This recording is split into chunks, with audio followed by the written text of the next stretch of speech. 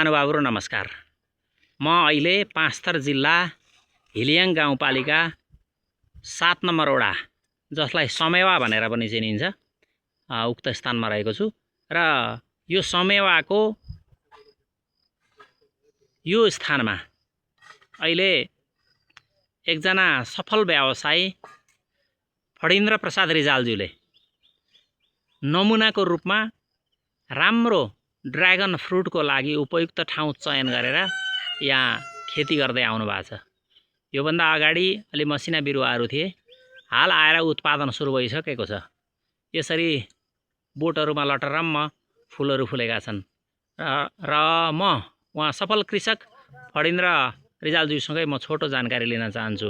फणीन्द्रज्यू नमस्कार। धन्यवाद। नमस्कार।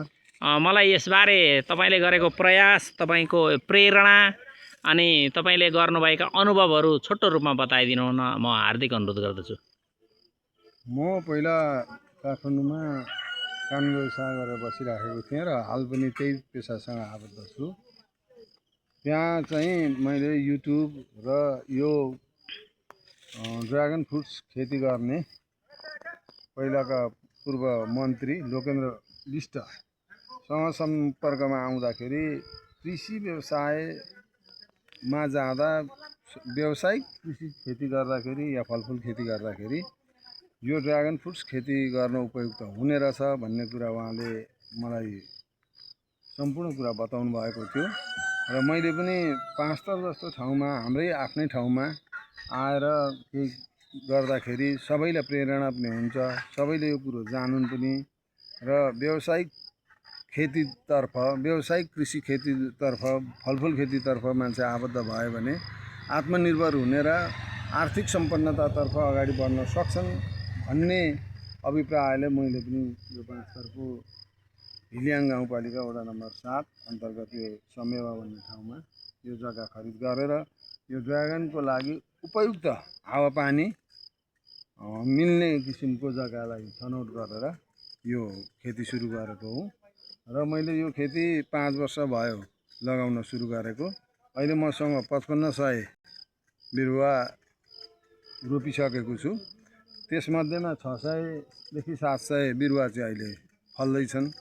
अरू 4700 बिरुवा आगुङको सालदेखि उत्पादन दिन थाल्दछन् र मैले ड्र्यागन फ्रुट्स बाहेक मैले अहिले 300 बिरुवा चाहिँ एभोकाडोको रोपेको छु भने अरू 100 जति बिरुवा योन्चाक जुन थाइल्यान्डमा पाउँछ त्यो चाहिँ अचार खान, तरकारी खानलाई उपयुक्त किसिमको बिरुवा रहेछ, त्यो फल रहेछ र मैले थाइल्यान्डबाट त्यो बिरुवा झिकाएर मैले 100 बिरुवा लगाएको दिन्छु र सबै बिरुवा सरेको अवस्था छ र अब 3-4 वर्षदेखि ड्र्यागन फ्रुट्स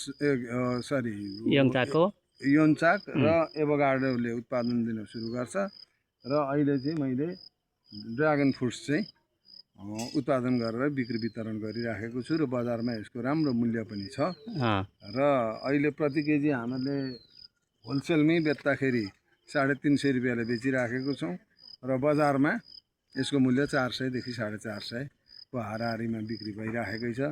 फिरिम बजार, ताप्लेजुङ, भालुचोक, जोरसाल लगायतका स्थानीय बजारहरूमा यसको खपत भइराखेकै छ अहिले र यसभन्दा बढ्ता खपत गर्नुपर्ने अवस्था आउँदाखेरि हामीले यसको माग पुरा गर्न नसकेर काठमाडौँमा पनि माग भइराखेको छ तर हामीले आपूर्ति गर्न नसकेको कारणले गर्दा यो साललाई चाहिँ यिनै स्थानीय मार्केटहरूमा मात्रै हामीले सप्लाई गरिराखेका छौँ। आगुङदेखि चाहिँ हामीले काठमाडौँलाई मुख्य बजार बनाएर आपूर्ति गर्ने व्यवस्था र सोच बनाएको। अनि हजुरले जुन यो खेती गरिरहनु भएको छ यो देखेर तपाईहरुका छर छिमेकी अरू कृषकहरूले हामी पनि गर्नुपर्छ भन्ने सोच कतिले बनाउनु भएको छ कि छैन कि तपाईसँग बिरुवाको माग के छ, कस्तो छ अवस्था? यसमा मैले जब यो खेती लगाउन सुरु गरेपछि यहाँका स्थानीय बासिन्दाहरूले त यो फलको बिरुवा पनि देख्नु भएको थिएन। मैले पनि त्यही 5 वर्ष अगाडि नै मात्रै देखेको हुँ। ल्याइसकेपछि अलिकति यसमा के हुन्छ भनेदेखि सुरुमा लगानी बढी आउँछ। पिलर बनाउनु पर्यो, रड सिमेन्ट डन्डी टायरदेखि लिएर सम्पूर्ण कुराहरू अनि बिरुवा पनि महँगो पर्छ। एउटा बिरुवाकै त्यतिखेर मैले 250-300 रुपियाँ गोटाले खरिद गरेर ल्याएको थिएँ र यसमा सुरुमा अलिक बढी लगानी गर्नुपर्ने अवस्था भएको हुँदाखेरि मान्छेहरूले चासो राखेर पनि गर्न नसक्ने, आर्थिक अवस्थाले गर्न नसक्ने कुराको जानकारी हामीलाई गराए।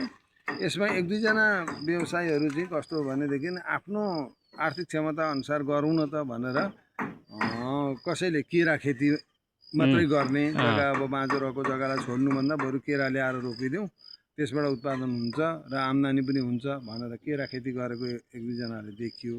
अन्य व्यवसायीहरू, अन्य कृषकहरू चाहिँ त्यसरी प्रेरित भए तापनि आर्थिक क्षमता नभएको जानकारी गराउँदै यससँग आबद्ध हुन सकिरहेको अवस्था छैन। अनि हाल तपाईँसँग यसका बिरुवा उत्पादनको अवस्था के छ र त्यसको बिक्री गर्नु भएको छ कि छैन? अनि तपाईँले बिक्री गर्दा कति मूल्य राख्नु भएको छ र आफ्नो सम्पर्क नम्बर सहित मलाई जानकारी गराइदिनु न। मैले बिरुवाको नर्सरी राखेको छु अहिले र मसँग अहिले बिरुवा माग्न आउनुभयो भने मसँग पाउनुहुन्छ, प्राप्त गर्न सक्नुहुन्छ। त्यसमा मसँग अहिले यहाँ 3वटा जातका ड्रागन फ्रुट्सका बिरुवाहरू रोपेको छु। एउटा साइम रेड भन्ने छ, अर्को मलेसियन रेड भन्ने छ, रातो जातको जुन चाहिँ भित्र गुदी रातो हुने, अनि अर्को व्हाइट भित्र सेतो भएको। यो 3 जातका बिरुवाहरू चाहिँ मैले लगाएको छु र अहिले मसँग नर्सरीमा बिरुवा चाहिँ 2 जातको मलेसियन रेड र व्हाइटको चाहिँ बिरुवा उपलब्ध हुन सक्छ। साइम रेडको चाहिँ भर्खर बिरुवा मैले पनि ल्याएर रोपेको अवस्था भएको हुँदा 2 वर्ष पछाडि मात्रै त्यसको बिरुवा म उपलब्ध गराउन सक्ने चाहिँ जानकारी म गराउँछु। र मसँग अहिले बिरुवा लिन आउने र खरिद गरेर लिएर जाने मान्छेहरू प्रशस्तै छन्, आइरहनु भएको छ, सम्पर्क गरिरहनु भएको छ। रोप्ने कसरी हो, यसको उत्पादन कसरी हुनसक्छ, यसको काटछाँट कसरी गर्ने भन्ने कुरा सिकेर बिरुवा लिएर जानुभएको छ। बिचमा तपाईँलाई समस्या भयो भने मेरो सम्पर्क नम्बर 9817 330 344 9817 330 344 मा सम्पर्क गर्नुहोला। म तपाईँलाई फोनबाट पनि यो के कसो गर्ने हो भन्ने तपाईँको बिरुवाको अवस्था बुझेर म तपाईँलाई सल्लाह सुझाव दिनेछु भनेर भनिराखेको छु। हस् त, यो कृषि सम्बन्धीको छोटो जानकारीबाट हामी पनि बिदा चाहन्छौँ। तपाईँको भविष्य उत्तरोत्तर प्रगतिको कामना गर्दै हस्त बिदा। धन्यवाद।